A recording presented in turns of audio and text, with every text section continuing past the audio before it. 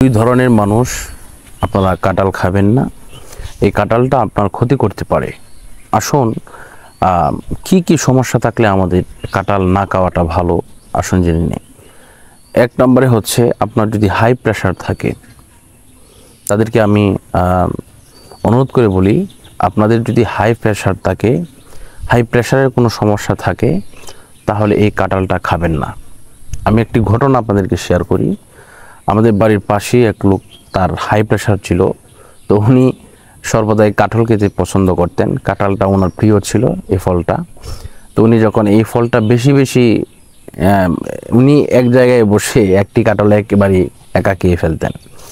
তো ওনার প্রেশার ছিল হাই, তো উনি কাঁঠাল খেয়ে ফেললেন, একটা নিজে ভেঙে একেবারেই একটাই খেয়ে ফেললেন।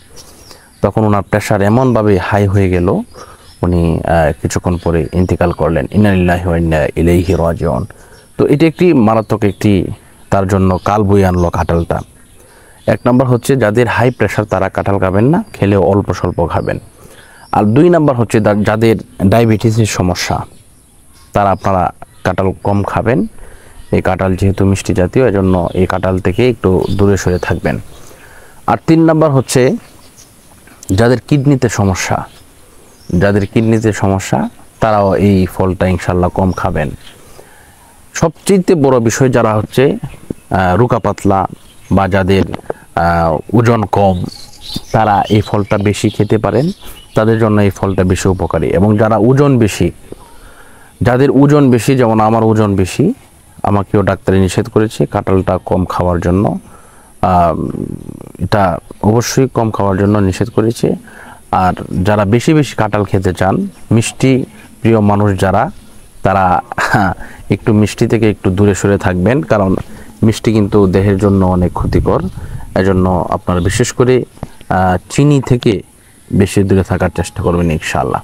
তো কাঁঠালের যেহেতু বর্তমানে সিজন, আপনারা কাঁঠাল খাবেন।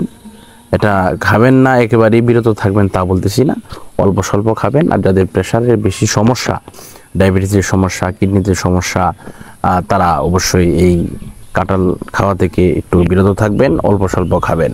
আর যাদের প্রেশার লো, তারা অবশ্যই হাঁসের ডিম খাবেন এবং কাঁঠালও খাইতে পারেন, কোনো সমস্যা নাই। আল্লাহ পাক আমাদেরকে বোঝার তৌফিক দান করুন এবং সুস্থ শরীরে আমরা যেন প্রতিদিন বাঁচতে পারি, সেই আল্লাহর কাছে দোয়া করি। এবং সুস্থ থাকার জন্য আপনারা যে দোয়াটা পড়বেন তা হচ্ছে প্রতিদিন ফজরের পরে বিসমিল্লাহিল্লাযী লা ইয়াদুররু মা ইসমিহি শাইউন ফিল আরদি ওয়ালা ফিস সামাই ওয়া হুয়াস সামিউল আলিম, এটা 3 বার পড়বেন। এবং মাগরিবের পরে, নামাজের পরে পড়বেন বিসমিল্লাহিল্লাযী লা ইয়াদুররু মা ইসমিহি শাইউন ফিল আরদি ওয়ালা ফিস সামাই ওয়া হুয়াস সামিউল আলিম। এভাবে 3 বার পড়বেন প্রত্যেক দিন রাতে, তাহলে ইনশাআল্লাহ সুস্থ থাকবেন, কোনো কিছু ক্ষতি করতে পারবে না। আজকের মতো এই পর্যন্ত বিদায় নিচ্ছি। আসসালামু আলাইকুম ওয়া রাহমাতুল্লাহি ওয়া বারাকাতুহু।